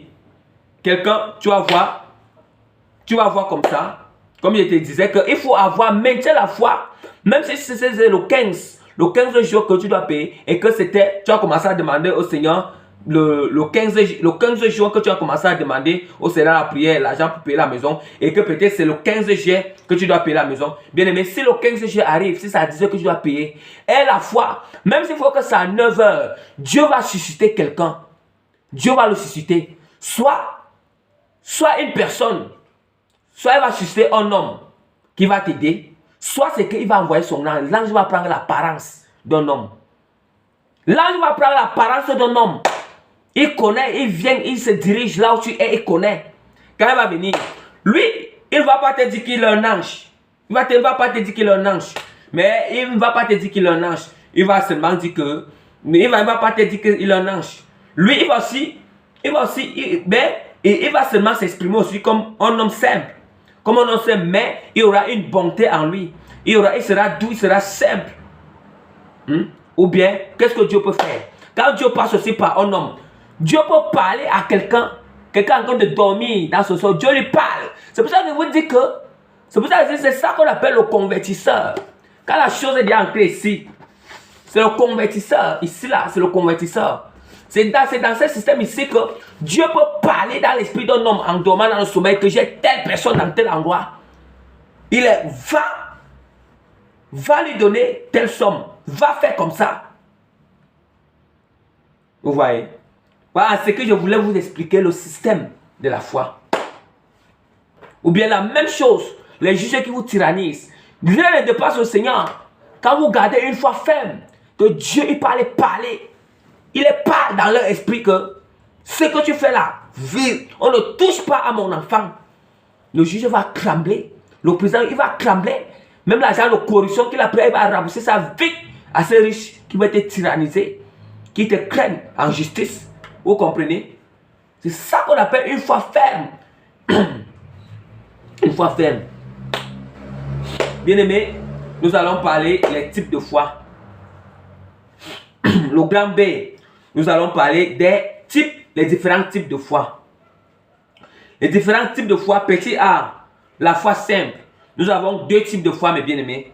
Nous avons la foi simple et la foi composée ou authentique. Mais je vais seulement m'arrêter sur le petit A aujourd'hui. Je vais m'arrêter sur le petit A et seulement enseigner sur la foi simple. Prochainement, nous allons continuer avec la foi composée ou authentique et le reste des parties. Donc, bien-aimés, nous avons deux types de foi. On a la foi simple et la foi composée ou authentique. La foi simple signifie quoi? Eh bien aimé, c'est quoi la foi simple? La foi simple, c'est une foi qui se pratique dans le péché. La foi simple, c'est une foi qui se pratique dans le péché. Nous savons que quand nous pratiquons le péché, c'est la désobéissance. C'est une foi qui se pratique dans la désobéissance ou dans le péché. Mais bien aimé, ça a un engagement mitigé devant Dieu. Ça a un engagement mitigé devant Dieu. C'est ça qu'on appelle la foi simple. M'excuse, mes bien-aimés. La foi, je donne encore la définition. La foi simple, c'est une foi qui se pratique dans le péché ou dans l'obéissance. Autant pour moi, dans le péché ou dans la désobéissance. La foi simple, c'est une foi qui se pratique dans le péché ou dans la désobéissance. Ça a un engagement mitigé devant le Seigneur. Ça veut dire, qu'est-ce que ça veut dire mitigé? Mitigé, ça veut dire que c'est défavorable. Ça a un engagement défavorable devant le Seigneur. Ça veut dire que c'est le genre de foi que ça défavorise que Dieu vraiment puisse accomplir ce que vous le demandez. Ça défavorise. Parce que ta foi est en train d'agiter dans plusieurs sens. Ça agite trop. Il y a un peu de doutes. Il y a un peu les doutes qui sont dans ça. Donc c'est une foi qui agite comme ça. Ce n'est pas stable. Ce n'est pas une foi qui est stable comme ça. Ça veut dire que c'est une foi qui doit être stable, fixe. C'est là. Oui. Ça ne bouge pas, ni à côté, ni à droite. C'est là comme ça. Mais bien aimé, c'est comme ça. Mais la foi simple, c'est une foi qui se pratique dans le péché et dans la désobéissance. Ça a un engagement mitigé. Un engagement, celui qui a une foi simple, celui qui a une foi simple, il a un engagement mitigé devant le Seigneur. Une foi qui a un engagement mitigé devant le Seigneur. Nous savons que l'engagement mitigé, ce qui est mitigé, ce qui est défavorable. Un engagement défavorable devant Dieu. C'est défavorable. Ça veut dire que ça ne favorise pas. Ça ne favorise pas le Seigneur à agir bien. À accomplir vite nos choses. Ça ne favorise pas. Ça ne favorise à cause du péché. À cause de la désobéissance. Ça ne favorise pas Dieu. Bien aimé. On doit être réveillé. On doit se réveiller, bien aimé. Bien aimé, le Seigneur m'a envoyé. Dieu m'a envoyé comme son serviteur pour réveiller les esprits. Pour réveiller les esprits. Bien aimé. Pour venir réveiller des esprits. Nous sommes dans les temps de la fin. Nous sommes dans les temps de la fin. Si déjà, les petits trucs comme ça, on n'arrive pas encore. Nous n'arrivons pas à avoir la foi. On n'arrive pas à avoir la foi sur des petites choses. Ne serait-ce que la nourriture que tu vas manger. Tu n'arrives pas à avoir la foi que Dieu va te donner la nourriture que tu vas manger. Est-ce que, quand les grandes tribulations vont venir, ou bien c'est quand les grandes tribulations viennent, c'est là où tu auras la foi. Ou bien quand tu vas rater l'enlèvement de l'église, c'est là où tu auras vraiment la foi. Quand on va vouloir te torturer. Si d'abord, à cause que ce que tu dois manger, tu n'as pas la foi que Dieu va te donner ce que tu vas manger, tu préfères te détourner, d'aller pratiquer des choses qui n'ont pas Dieu pour avoir à manger, bien aimé, pour avoir à manger. Combien de fois quand tu rateras l'enlèvement et que l'antichrist va te dire que soit c'est que tu ne manges plus, tu ne fais plus comme ça, et que si tu prends la marque de la bête, tu vois que tu vas prendre la marque de la bête. Ou bien quand les difficultés vont venir, les fléaux doivent venir. Mais avant même avant l'enlèvement de l'église, avant l'enlèvement de l'église, il y a d'abord quelques fléaux qui doivent venir. Qui doivent d'abord venir. Avant quand même l'enlèvement de l'église, quelques fléaux doivent s'abattre sur la terre avant que Dieu va enlever son église. Nous savons que le jugement du Seigneur, ça aura plusieurs parties. Il y a les 7 sorts. Il y a les 7 sorts. Il y a les 7 trompettes. Il y a les 7 coupes de colère. Il y a aussi les 3 malheurs. Il y a aussi les 7 tonnerres. Mais toutes ces choses-là, ceux qui marchent dans la vie consacrée ne vont pas traverser toutes ces choses.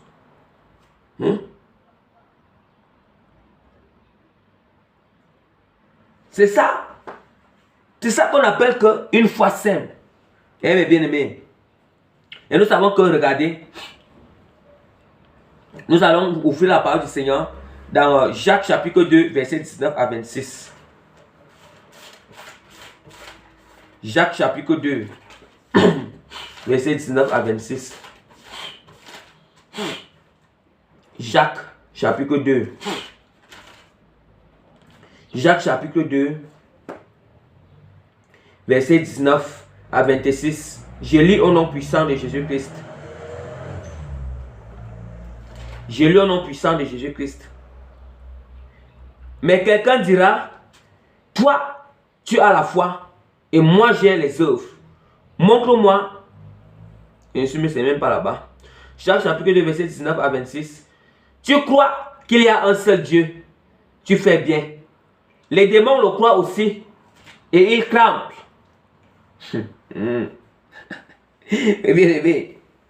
Écoutez bien, parce que je vais vous expliquer pour que vous vous examinez. On s'examine. Tu crois qu'il y a un seul Dieu. Tu fais bien. Oui.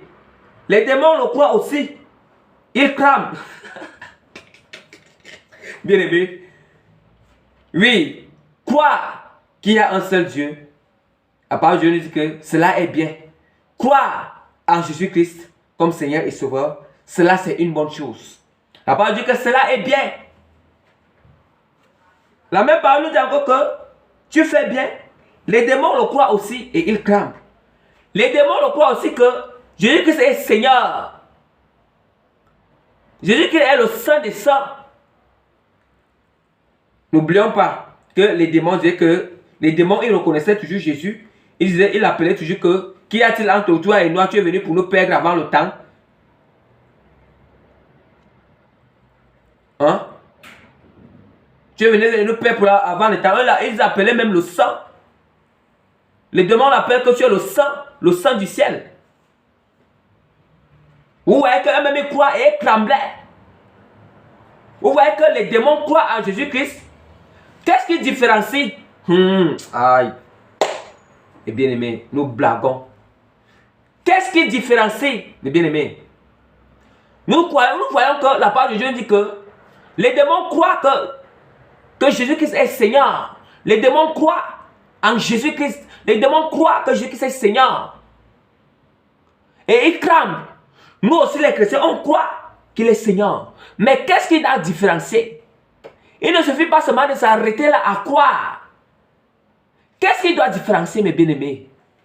Qu'est-ce qui doit leur différencier? Qu'est-ce qui doit monter cette différence? Cette différence. Écoutez bien, on dit que les démons aussi, les démons aussi ont la foi. Les démons croient aussi. Eux aussi croient. Nous aussi on croit. Nous les chrétiens on croit. Aïe. Qu'est-ce qui différencie? La preuve en est que le diable croit que Dieu existe.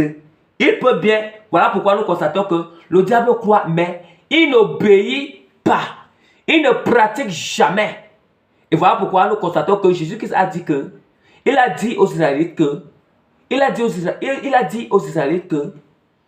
vous accomplissez les œuvres de votre père, le diable. Il voulait faire mourir Jésus. Il était en train de concrétiser l'enseignement de Jésus, ne voulait pas. Jésus dit que vous êtes en train d'accomplir les œuvres de votre père, qui est le diable. Bien aimé, les Israélites, ils croyaient en Dieu. Ils croyaient en Dieu.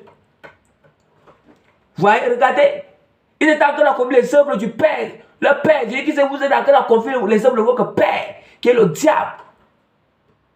C'est un menteur dès le commencement.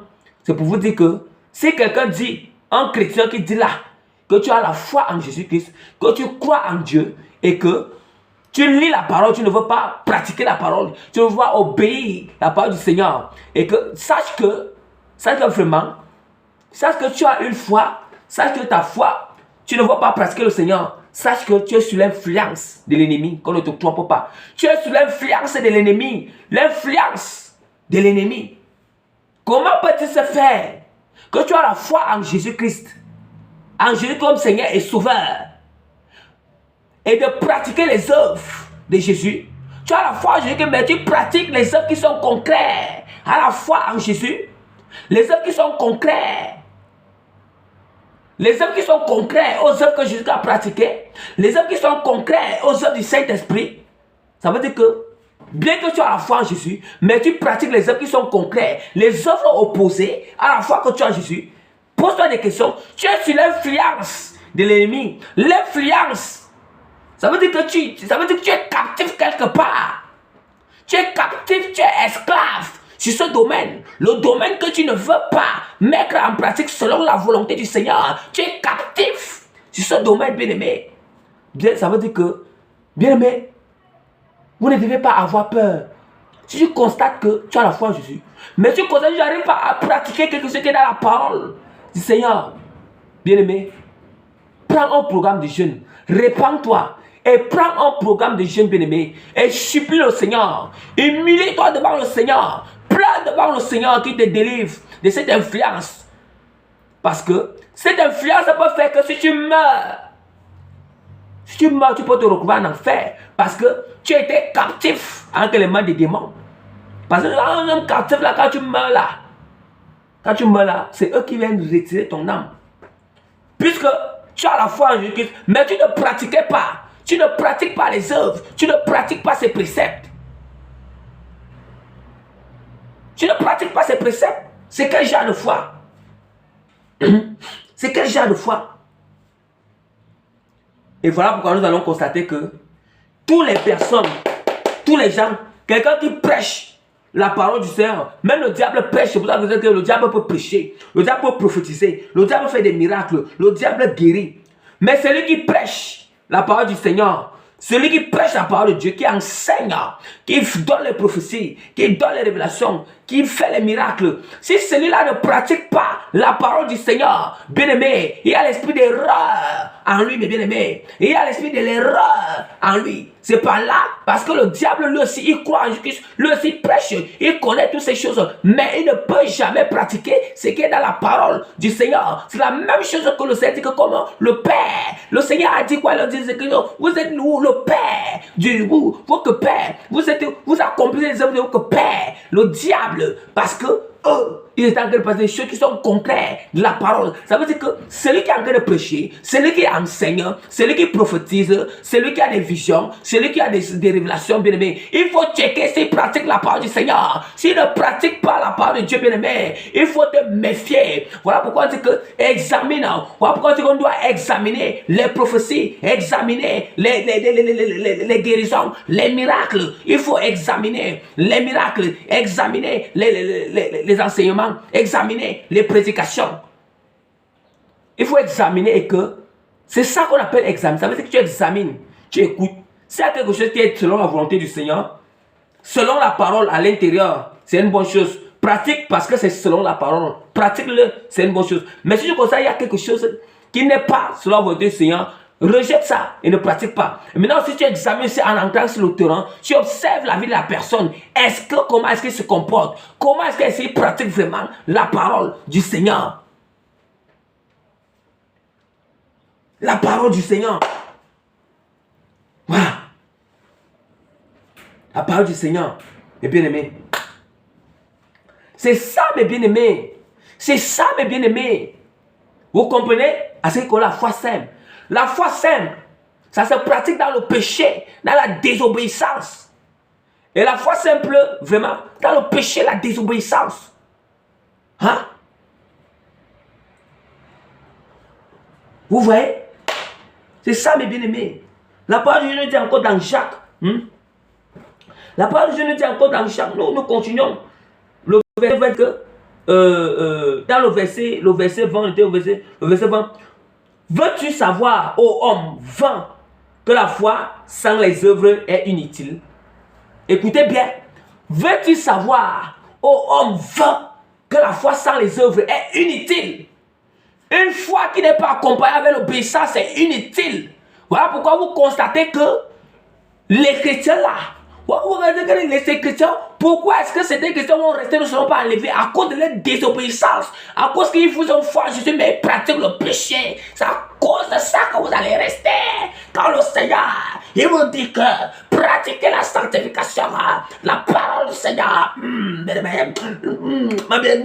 la parole du Seigneur nous dit que marchez dans la consécration, marchez dans la sanctification. Vous refusez la sanctification complète qui est l'esprit pur, l'âme pure, l'extérieur pur, qui est le dépouillement, bien-aimé. Nous savons que l'esprit pur et l'âme pure, ça veut dire qu'on doit dépouiller dans notre cœur la colère, la jalousie, les querelles, le mépris, l'orgueil, l'arrogance, l'autosuffisance, l'autosatisfaction, le meurtre, la posture spirituelle, la convoitise, des passions impures, des sentiments impurs, des affections impures, toute abomination autre chose, bien-aimé. Et nous savons que le dépouillement extérieur, c'est quoi? On doit enlever des choses que Dieu dit qu'on ne doit pas mettre. Ni femme ni homme, enlevez le boucle, bien-aimé. Enlevez vos boucles, ni femme ni homme. Femme, enlevez vos maquillages. Femme, enlevez vos chaînes. Homme, enlevez vos chaînes. Femme, enlevez vos bracelets. Femme, enlevez vos habits sexy. Homme, enlevez vos culottes. Femme, dépouillez-vous de vos culottes. Dépouillez-vous, femme, homme, dépouillez-vous des culottes. Femme, dépouillez-vous des jupes courtes et serrées. Dépouillez-vous. Homme, dépouillez-vous des pantalons jeans. Mettez des pantalons que Dieu demande de mettre. Femme, dépouillez-vous, femme, dépouillez-vous des pantalons. Une femme ne doit pas porter les pantalons. Dépouillez-vous. Portez, habillez-vous décemment. Habillez-vous décemment. Ne mettez plus les chaînes.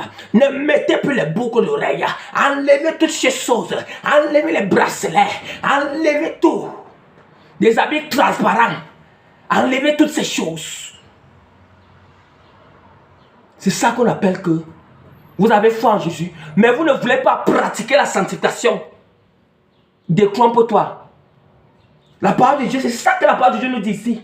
La parole de Dieu nous dit quoi ici? La parole de Dieu nous dit que, veux-tu savoir, homme, va, que la foi sans les œuvres est inutile. Abraham, notre père, ne fut-il pas imputé, justifié par les œuvres? Ne fut-il pas justifié par les œuvres lorsqu'il offrit son fils Isaac sur l'autel? Bien-aimé, Abraham avait la foi en Dieu. Il avait la foi en Dieu. Mais si Abraham, la foi que Abraham avait en Dieu, il a fait une bonne œuvre, bien-aimé, en sacrifiant quoi? Isaac, son fils. En sacrifiant Isaac, son fils. Vous voyez l'œuvre? Vous voyez comment la foi fonctionne avec les œuvres ensemble? Or, nous savons que le sacrifice qu'Abraham a fait en donnant Isaac, c'est ce sacrifice que Dieu nous demande de sacrifier maintenant. Il ne nous demande pas de sacrifier quoi que ce soit, mais nous demande de se sacrifier en lui offrant tout notre corps, notre âme et notre esprit. Et ça, offrir au Seigneur tous ces trois éléments, c'est mener une vie de sanctification complète, une vie de consécration. Bien-aimé, Abraham, notre père, ne fut-il pas, il dit que tu vois que la foi agisse avec ses œuvres et que par les œuvres, la foi fut rendue parfaite. Écoutez bien. Écoutez bien. Tu vois que la foi agisse avec les œuvres et que par les œuvres, la foi fut rendue parfaite. Vous voyez comment la foi d'Abraham fut rendue parfaite? Bien aimé, la foi, notre foi ne sera jamais parfaite si on ne mène pas une vie de consécration, une vie de sanctification complète. Ta foi ne sera jamais parfaite. Détrompe-toi. Détrompe-toi. Détrompe-toi, mes bien-aimés. Détrompe-toi. Faut te détromper. Faut te détromper, mes bien-aimés. La parole de Jésus dans le verset 23. Ainsi l'accomplit ce que dit l'Écriture. Abraham crut à Dieu et cela lui fut imputé à justice. Il fut appelé ami de Dieu. Bien-aimé. Vous comprenez ce qui veut dire être ami de Dieu? Abraham devient ami du Seigneur à cause que, non seulement d'abord, avec sa foi, il a soutenu sa foi avec les bonnes œuvres, en sacrifiant, en obéissant au Seigneur. Oh. Vous voyez que l'homme est justifié par les œuvres et non pas seulement par la foi. Non pas, c'est que la parole de Dieu dit ici que vous voyez que l'homme est justifié par les œuvres et non par la foi seulement. Ça veut dire que l'homme est justifié par la foi et aussi, maintenant les œuvres viennent aussi. Ça veut dire que les deux doivent aller ensemble. Qu'on ne vous trompe pas. Si tu as la foi, une foi sans œuvre. Une foi sans les œuvres, c'est inutile. La parole de Dieu est très claire. Une fois sans les œuvres, tu ne vas pas entrer dans le royaume de Dieu. Nous savons que les œuvres, c'est pratiquer la volonté du Seigneur. Tu ne vas pas entrer. Si Dieu veut que tu entres, par la foi que tu as, il va te faire d'abord traverser des circonstances. Il va te briser bien. Il va mettre des situations devant toi que tu vas t'aligner avec les œuvres du Seigneur, à pratiquer la volonté de Dieu. Bien même. Et bien aimé, je ne suis pas ici pour venir caresser. Je ne suis pas ici pour blaguer, mes bien aimés. Nous sommes là dans les fins de temps. Je suis en train de venir. Je suis là pour parler tout ce que Dieu me demande de parler. Bien aimé, le Seigneur, ce sont des enseignements que toute la nuit. Bien aimé, si on n'a pas encore expérimenté, que c'est ce que Jésus a expérimenté. À part de dire que Jésus ne dormait jamais la nuit. Il veillait toujours. Tandis que les apôtres dorment, lui, il veillait. Bien aimé, ça sont des enseignements que Dieu me donne. Toute la nuit, bien aimé. Toute la nuit. Dieu donne les enseignements en journée, on fait l'œuvre du Seigneur. C'est comme ça. Dieu il nous donne les instructions la nuit, les enseignements la nuit. Tout la nuit. C'est en journée que on partage, on fait son œuvre, on partage ses enseignements, on les prêche. Voilà comment l'œuvre du Seigneur fonctionne. Et c'est comme ça que Jésus fonctionnait. Mes bien-aimés, nous blaguons. Nous blaguons, mes bien-aimés. Nous blaguons, la parole de Dieu dit que, la parole de Dieu dit que Rahab, là au verset 25, Rahab la prostituée, ne fut-elle pas également justifiée par les œuvres lorsqu'elle reçut les messagers et qu'elle les fit partir à un chemin autre? Ce n'est pas que Rahab, c'est à cause que le bienfait que Rahab, l'une bonne œuvre que Rahab a apportée aux deux espions israéliens que Josué a envoyés à Jéricho pour aller espionner, pour aller explorer. Rahab, on voulait dire, on cherchait derrière ces espions, on a su que il y a les espions israélites qui ont infiltré le camp de Jéricho. Maintenant, on les cherchait partout, mais Rahab, la prostituée, qui n'est même pas israélite, qui les a sauvés. Rahab les a sauvés. Ah, il a manifesté une bonne œuvre. C'est à cause de cette œuvre-là que Dieu se souvient de Rahab. Mais bien aimé, vous blaguez même. Comme le corps sans esprit est mort, de même la foi sans les œuvres est morte.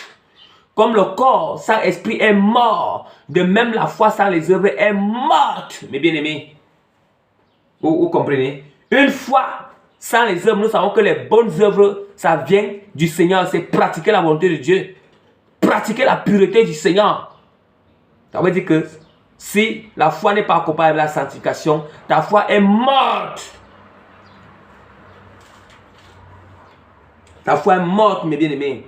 La parole de Dieu dit encore toujours dans Jacques 2. Jacques 2, le chapitre 14 à 18.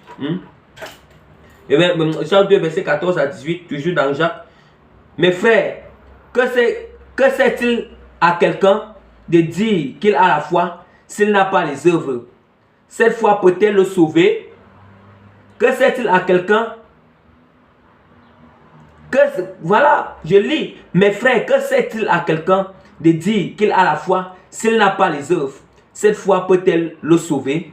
Si un frère ou une sœur sont nus et manquent de nourriture de chaque jour, et que l'un d'entre vous leur dise, allez en paix, chauffez-vous et rassasiez-vous, et que vous ne leur donniez pas ce qui est nécessaire au corps. À quoi sert-il? À quoi sert-il? En est ainsi de la foi. Si elle n'a pas les œuvres, elle est morte en elle-même. Voilà. Si la foi n'a pas les œuvres, elle est morte en elle-même. Mais quelqu'un dira, toi, tu as la foi et moi j'ai les œuvres. Montre-moi la foi sans les œuvres. Et moi, je montrerai la foi par mes œuvres. Vous comprenez? celui qui a la foi en Christ et qu'il pratique la volonté du Seigneur, avec sa foi en Christ, il associe ça en obéissant au Seigneur. Celui-là, il va te dire que, montre-moi, tu dis que tu as la foi en Christ, en Jésus-Christ, mais tu ne veux pas pratiquer sa volonté. Montre-moi alors ta foi. C'est ce que la parole de Dieu nous dit ici. Ou bien que quelqu'un, vous voyez, quelqu'un, tu dis que tu as la foi en Jésus-Christ, tu as les moyens nécessaires pour aider ton prochain qui souffre là. Tu peux seulement lui dire que sois béni, que Dieu te bénisse, mais tu as le moyen nécessaire,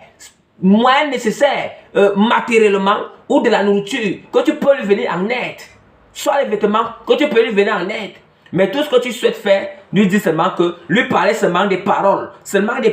Mais tu sais que tu as ça, Dieu a mis cette disposition sur tes pieds pour aider. Mais tu ne veux pas l'aider, tu veux seulement parler des paroles. C'est ça. C'est ça. Donc, mes bien-aimés, en voilà. C'est ça, mes bien-aimés. C'est ça la parole. C'est ça la parole, mes bien-aimés. Quand le Seigneur, on dit qu'on a la foi en Christ, mais nous ne voulons pas pratiquer la parole du Seigneur.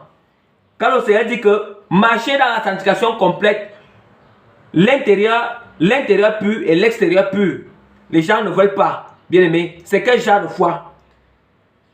La parole de Dieu dit que, la parole du Seigneur dit que tous les chrétiens, quand on devient chrétien, tout le monde doit donner au Seigneur les dîmes et les offrandes. Les gens sont là, ils disent qu'ils ont la foi en Jésus-Christ, ils ne veulent pas pratiquer la volonté du Seigneur. C'est quel genre de foi? Si on doit montrer, on doit montrer notre foi qu'on a en Dieu, on doit montrer à Dieu qu'on l'aime par les œuvres que nous faisons au Seigneur. La parole de Dieu dit que, les gens sont là, la parole de Dieu dit que on doit aider les nécessiteux, mais les gens sont là. Quand la parole de Dieu, les gens ne veulent pas pratiquer la parole du Seigneur. C'est quel genre de foi qu'on a en Jésus-Christ? Quel genre de foi? Quel genre de foi qu'on a en Jésus? Mais Jésus-Christ a dit, hein? Quel genre de foi qu'on a en Jésus, mes bien-aimés? Hein? Dites-moi un peu. Dites-moi. Voilà un peu ces choses-là. Ces œuvres-là que le Seigneur nous dit. Matthieu chapitre 7. Matthieu chapitre 7. Matthieu chapitre 7, verset 12. Tout ce que vous voulez que les hommes vous fassent pour vous, tout ce que vous voulez que les hommes fassent pour vous, faites-le de même pour eux, car c'est la loi et les prophètes. Faites-le de même. Tu peux avoir la foi en Jésus-Christ, mais si c'est que tu ne fais pas ce que tu veux que les hommes te fassent, bien-aimé, on ne te fera jamais ça en retour. Bien-aimé, si tu veux qu'on te donne, si tu veux que Dieu te donne et que toi tu ne donnes pas aux hommes, mais tu as la foi en Dieu, Dieu ne va pas te donner. Il ne te donnera pas. C'est toi qui es chiche, mais tu demandes au Seigneur. Tu veux que Dieu te donne. Tu refuses de donner aux autres. Qui va te donner? Dieu ne va pas aussi te donner. C'est ça qu'on appelle les œuvres. Mais tu as la foi en Jésus. Tu as la foi en lui. Mais la seule manière que Dieu va faire pour qu'il te donne, parce que tu as la foi en lui, il va faire que toi, peut-être tu écoutes l'enseignement qu'on est en train d'écouter, ou bien tu vas lire ça dans la parole. Après, tu vas te rendre compte que, hey, vraiment, si je ne reçois pas de Dieu, c'est ce qui me fait. C'est ce qu'il est en train de faire. Qu'est-ce que le Seigneur dit? Voici quelques exemples des œuvres ou lois. Lorsque les pratique, on les applique, nous voyons le résultat. Bien aimé, même si quand on a la foi en Dieu, si on ne pratique pas certaines œuvres de la parole, on ne peut pas avoir le résultat, bien que tu as la foi en Dieu. On ne peut pas avoir le résultat. On ne peut pas. Si tu ne pratiques pas la sanctification complète et l'amour du Seigneur, tu ne peux jamais entrer dans le royaume du Dieu. La parole de Dieu est claire. Hébreux, chapitre 12, verset 14. Recherchez la paix avec tous et la sanctification sans laquelle personne ne verra le Seigneur. Personne ne verra le Seigneur. Sans sanctification, nous savons que rechercher la paix, ça fait référence à l'amour. Référence à l'amour. Rechercher la paix de la sanctification sans laquelle personne ne verra le Seigneur. Vous voyez maintenant que la foi et la sanctification doivent se joindre. Nous savons que la sanctification et l'amour doivent se joindre à la foi pour que tu puisses entrer dans le royaume des cieux. Mais si tu dis que seulement que tu as la foi, tu ne pratiques pas la parole du Seigneur, tu ne pratiques pas ce qui est écrit dans la parole, ce qui est écrit dans la parole de Dieu, pratiquer ça, c'est ça qui nous fait mener une vie de consécration.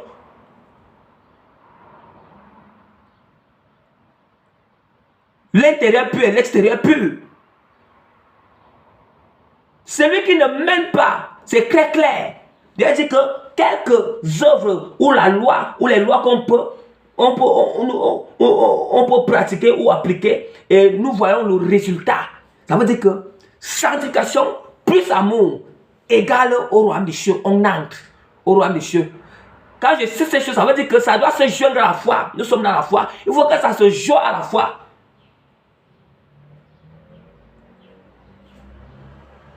Quand on partage, Dieu nous donne encore en retour. Ça c'est très clair. Si on a la foi, on ne partage pas, bien aimé. On ne peut pas tout recevoir. Nous n'allons pas recevoir. Dieu va faire comment pour nous donner? Dieu ne parle pas contre sa parole. Ça veut dire qu'applique le partage. Ça veut dire que joue le partage à la foi. Et là maintenant, Dieu va te donner tout ce que tu lui demandes. Si c'est que quand on donne les offrandes et les dîmes au Seigneur, c'est à Dieu. C'est la parole de Dieu. Ce n'est pas un homme qui a parlé. Je ne vais pas supprimer la parole du Seigneur. Je suis là pour prêcher toute la vérité. Donner, donner les offrandes et les dîmes au Seigneur en passant par l'intermédiaire de ses vrais serviteurs. Je précise bien, de ses vrais serviteurs. Déclencher dans notre vie l'abondance de la nourriture, des finances, la protection de notre vie professionnelle et notre vie familiale. Bien aimé, ça déclenche. C'est ça. On a dit que tu appliques comme ça, ça agit comme ça. Ça veut dire que si tu ne donnes pas ces choses, la parole de Dieu est très claire. Quand le Seigneur dit que, il va menacer le dévoreur. Qu'est-ce qui fait que Dieu menace le dévoreur qui vient contre la pauvreté dans la maison, qui vient contre que tu n'as pas de nourriture dans la maison, contre que les finances sont en train de t'échapper. Tout-même les finances même que tu as, tu ne fais rien avec ça. Parce que le dévoreur, tu es en train de perdre l'argent partout. Parce que tu ne veux pas obéir au Seigneur, pratiquer les bonnes œuvres du Seigneur. La même manière que Abraham avait la foi, il a donné Isaac comme un sacrifice au Seigneur. La même manière. Hein? Mais s'il y a une question que, on dit que Jésus est devenu le grand souverain sacrificateur. Cette dimension revient à Jésus. Et maintenant, Jésus qui a dit que celui qui donne, dans Matthieu 25, Jésus qui a dit que celui qui donne à tous ces gens, il m'a donné. Il lui a donné, lui qui est le grand souverain sacrificateur. Il a donné à Jésus-Christ. Et comment vous voulez que votre foi, mais vous dites que vous avez foi en Jésus, mais les gens ne veulent pas pratiquer la volonté du Seigneur. Voilà pourquoi vous comprenez que il y a les lois à appliquer, les œuvres. Tu appliques tes œuvres, tu appliques tes lois. C'est ça qui amène l'abondance dans ta vie, mes bien-aimés, qu'on ne vous trompe pas. Deuxième, à la fin, ce qu'on fait à nos prochains, on va aussi nous faire ça en retour. Qu'on ne vous trompe pas. Tu fais du mal à ton prochain, on va aussi te faire du mal en retour. Tu fais du bien à ton prochain, tu vas aussi recevoir du bien en retour. Voilà des choses qu'on doit associer à la foi. Des choses que nous devons associer. Voilà les œuvres que nous devons associer à la foi. Vous voyez comment on devient un chrétien complet. Premièrement, ce qui nous permet d'entrer dans le royaume des cieux, c'est la sanctification et l'amour qui se jouent à la fois. Deuxièmement, pour que si on veut vivre une vie en abondance sur la terre, deuxièmement, c'est quoi? Voilà des autres choses qui est ici. On partage, quand on partage, Dieu nous donne encore en retour. Quand nous donnons au Seigneur, conformément selon sa parole, ses offrandes et ses dîmes au Seigneur, à Jésus, que le grand souverain, en passant par ses vrais serviteurs, et que ces vrais serviteurs, ils débitent ces dîmes comme il faut, ils les utilisent comme il faut. Vous voyez maintenant que cela déclenche, et maintenant, ce qu'on fait en notre position, nous fait aussi en retour. On nous fait aussi ça en retour. Ça veut dire que si tu fais du mal, on te fait ça en retour. Si tu fais du bien, on te fait ça en retour. Ça veut dire que toutes ces choses, ça doit se joindre à la fois. C'est ça qui nous permet que nous sommes complets. Et ça nous garantit que si l'enlèvement sonne, si la trompette sonne, on sera enlevé et entré au ciel. Donc, mes bien-aimés, soyez bénis dans le nom puissant de notre Seigneur Jésus-Christ. Bon, l'enseignement s'arrête là pour aujourd'hui. Donc, prochainement, nous allons continuer avec la foi composée authentique. Et nous allons parler des bienfaits de la foi authentique et nous allons parler inconvénients ou conséquences majeures d'une foi simple. Donc, voilà pourquoi je vous ai enseigné aujourd'hui. Donc, vraiment, comme je dis toujours, je laisse toujours mon contact pour plus de consécration. Parce que moi, j'aime toujours, pour moi, ce sont les gens qui sont déterminés à entrer dans le royaume, qui cherchent Dieu de tout leur cœur, déterminés à entrer dans le royaume, monsieur. Ce sont ces gens-là que moi j'oriente. Donc, je ne suis pas là pour perdre du temps, ou bien pour des émotions charnelles, ou bien des choses, non. Donc, voilà, il laisse toujours ce contact, c'est là, le plus 357 96 15 03 29, plus 357 96 15 03 29, plus 357 96 15 03 29. Donc, si quelqu'un oublie, il clique là où c'est écrit trompette, le nom de la chaîne, trompette d'enlèvement des préparations. Tu cliques sur la chaîne, il y a mon numéro, mes coordonnées qui sont écrites là-bas à l'intérieur. Donc, soyez bénis. Éternel, mon Dieu, Père Tout-Puissant, Seigneur. Seigneur, je te recommande tous les bien-aimés Seigneur qui vont écouter cet enseignement entre moi, Seigneur, c'est comme moi-même, Père. Je t'en supplie, Seigneur, Père, tout ça, Seigneur. Que ta puissance saisit leur cœur, Seigneur. Ta puissance saisit leur âme, Seigneur. Afin, Seigneur, qu'ils puissent obéir à tes enseignements, Seigneur, à ta parole, Père. Accorde la grâce, Seigneur. À ce, Seigneur, Père, tout ça, Seigneur. L'ennemi, Seigneur, donnait des faux raisonnements, Père, pour ne pas marcher selon ta parole. Selon, Seigneur, ta parole, Père. Ils se tenaient seulement que j'ai la foi en Dieu. Mais, Seigneur, ils ont traversé, Seigneur, des moments difficiles, des difficultés, Père. Mais ils ne savaient pas comment est-ce que ça doit être déclenché. Comment recevoir des solutions, c'est ce qu'ils te demandaient. Bien qu'ils ont foi en toi, mais n'ont pas vu de solution, Père. Mais, Seigneur, tu as permis, Jésus, que le secret les soit dévoilé, Seigneur, Père, tout ça, Seigneur. Qu'ils reçoivent cela, Père. Je t'en supplie, Seigneur, Père, tout ça, Seigneur. Je t'implore à qu'on laisse grâce de mettre cela en pratique, Seigneur. Et agis puissamment, Seigneur, dans leur vie, Seigneur. Au nom puissant de notre Seigneur et Sauveur Jésus-Christ, ainsi que j'ai prié. Amen. Donc, soyez bénis dans le nom puissant de notre Seigneur et Sauveur Jésus-Christ. Donc, à plus tard, mes bien-aimés. Soyez bénis. Soyez vraiment bénis, que toute la gloire, toute la puissance, la gratitude, la reconnaissance, l'autorité, la force reviennent à notre Seigneur et Sauveur Jésus-Christ. Amen.